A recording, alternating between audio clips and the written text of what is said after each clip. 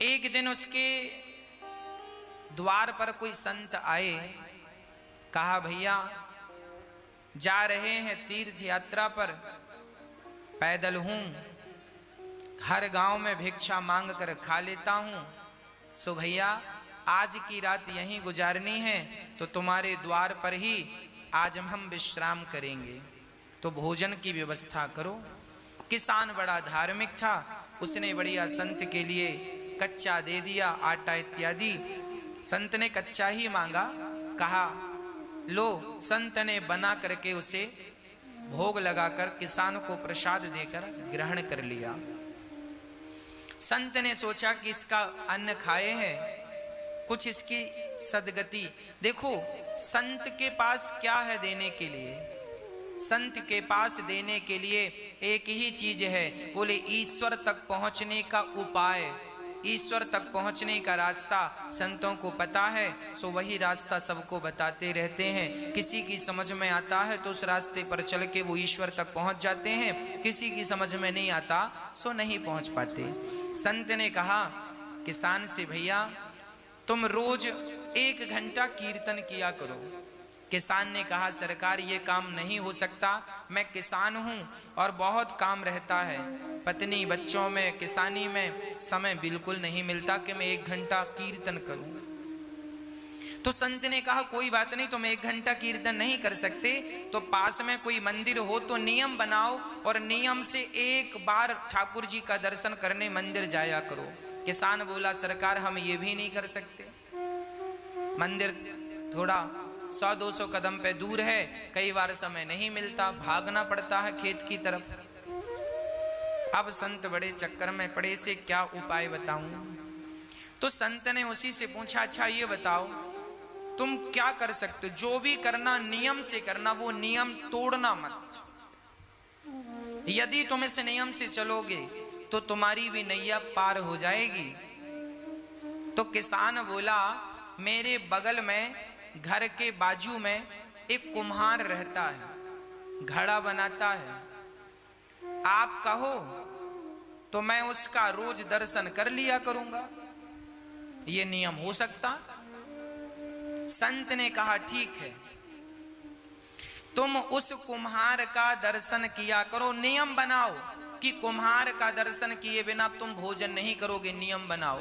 और कुम्हार को इस भाव से देखोगे कि ये भगवान है, और देखकर राम राम जरूर कर लेना भैया, राम राम, और ठाकुर जी का दर्शन कर लेना, उनमें ही वो ईश्वर है ये सोच कर। भले तुम्हें शुरू में ऐसा लगेगा ये कुम्हार है, ये कुम्हार है, पर धीरे धीरे उसे कुम्हार ना कहकर उसे भगवान जानकर उसको दूर से प्रणाम कर लेना, और देखे बिना ये नियम बनाओ कि भोजन नहीं करोगे। किसान बोला ये ठीक है, ये मेरे बगल में है, मैं रोज देख लिया करूंगा, कोई ज्यादा वक्त नहीं लगेगा। संत चले गए। अब वो किसान रोज कुम्हार को देखता और भोजन करता। पत्नी बोलती भोजन तैयार है, बोले अभी आता हूं देख कर। कुम्हार को जाकर देख लेता और भोजन करने बैठ जाता, फिर अपने काम करता। रोज का नियम था उसका। एक दिन उसने कुम्हार को देखा, सो कुम्हार नहीं था। तो कुम्हार की पत्नी से किसान ने कहा क्यों जी तुम्हारे पति कहाँ हैं, कुम्हार भाई कहाँ हैं? बोले वो तो आज मिट्टी खोदने गए हैं। अच्छा किसान मिट्टी खोदने गया। पत्नी बोली किसान की आओ भोजन ठंडा हो रहा है, भोजन कर लो। किसान बोला वो कुम्हार से मैंने आज राम राम नहीं की, भोजन नहीं कर सकता, अभी आता हूँ। तो कुम्हारिन से पूछा वो किस तरफ गया है? बोले फलाने खेत में मिट्टी खोदने गए हैं। तो वो किसान दौड़ा। अच्छा कुम्हार मिट्टी खोद रहा था, तभी अचानक उसको खुदाई करते करते एक सोने का घड़ा मिला, उसमें ढेर सारे सोने के सिक्के भरे थे। अब कुम्हार को सोने का घड़ा मिल गया। अब उसने देखा कि हमें किसी ने देखा तो नहीं। तब तक दौड़ा दौड़ा किसान आ रहा था, और जैसे ही किसान आया तो कुम्हार को देख लिया, और कुम्हार को देखकर किसान वापस जाने लगा। राम राम भैया। कुम्हार को किसान भगवान के रूप में देखता था और राम राम रोज करता था, राम राम। वो किसान जाने लगा अच्छा, कुम्हार को क्या लगा कि इसने देख लिया, तो कुम्हार ने आवाज लगाया, भैया रुको। तो किसान ने कहा, ना रुकने की जरूरत नहीं है, हमने तो देख लिया। किसान तो ये कह रहा था कि हमने तुम्हें देख लिया, पर कुम्हार को लगा इसने सोने का घड़ा देख लिया। तो फिर आवाज लगाई कुम्हार ने, सुनो देख लिया है सो किसी से कहना मत, आधा तुम रख लो आधा हम रख लेते हैं। तो किसान रुका, बोली किसकी बात कर रहा है। किसान गया और जाकर देखा तो दोनों देख के दंग रह गए। ढेर सारा धन उन्हें जमीन के भीतर गड़ा हुआ मिल गया।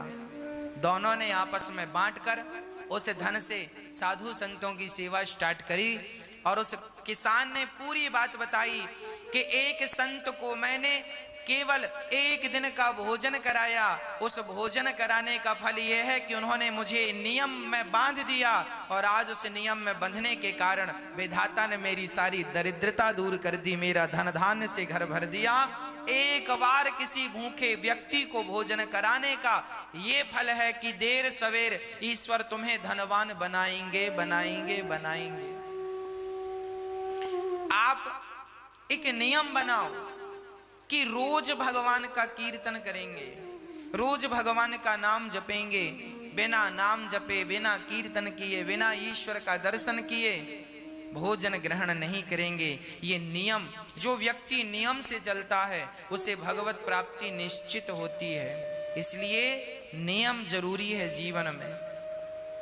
संयम और नियम, संयमी बनो, भोग और विलास से मन को हटाओ और ईश्वर के प्रेम के नियम में बंध जाओ। यही है आनंद। जब व्यक्ति आनंद चाहता है तो भगवान की शरण में जाए तो सारा आनंद से उसका जीवन तन मन भर जाए। विश्वोत्पत्त्यादि है, तवे भगवान क्या करते हैं, विश्व की उत्पत्ति, पालन और संहार करते हैं। भगवान का काम है विश्व की उत्पत्ति, पालन और संहार, है ना। भगवान की शरण में जो है उनका बाल भी बांका नहीं होता। तापत्रय विनाशाय, दैहिक दैविक भौतिक तापा, राम राज्य काहू नहीं व्यापा। 3 प्रकार के दुख सबके जीवन में होते हैं। कोई तन दुखी, कोई मन दुखी, कोई धन बिन रहते उदास। थोड़े थोड़े सब दुखी, सुखी राम के दास। कोई तन से दुखी है, कोई मन से दुखी है, कोई धन के बिना परेशान है। आज सब ही दुखी हैं। कोई तन से दुखी, कोरोना तन से ही तो दुखी कर रहा है। कोई तन के लिए परेशान, तन से दुखी है। कोई मन का रोगी है, मन की इच्छाएं अधूरी रह गई तो डिप्रेशन आ गया, मन में बड़ी चिंता है, मन में बड़ी टेंशन है। हमें बड़ा आश्चर्य लगता है तब जब लोग ये कहते हैं महाराज जी हमें बड़ी चिंता है। हमें सुनकर बड़ा आश्चर्य लगता है तब जब लोग ये कहते हैं कि फला व्यक्ति डिप्रेशन में चले गए। मैं बिल्कुल अपनी प्रैक्टिकली बात कर रहा हूं। मुझे बहुत आश्चर्य लगता है जब ये कहते हैं लोग गुरुजी बड़ी चिंता है। मैं आपसे पूछना चाहता हूं, बताइए आपको किस बात की चिंता है? क्या चिंता है आपको? जो हो रहा है क्या वो तुम्हारी मर्जी से हो रहा है?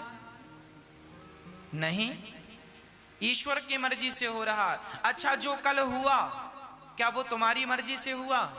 वो भी ईश्वर की मर्जी से। और कल जो होगा वो भी किसकी मर्जी से? क्या तुम्हारी और हमारी? अरे वो भी विधाता की मर्जी से। जब उसी की मर्जी का हो रहा था, उसी की मर्जी का हो रहा है और उसी की मर्जी का होना है, तो तुम किस बात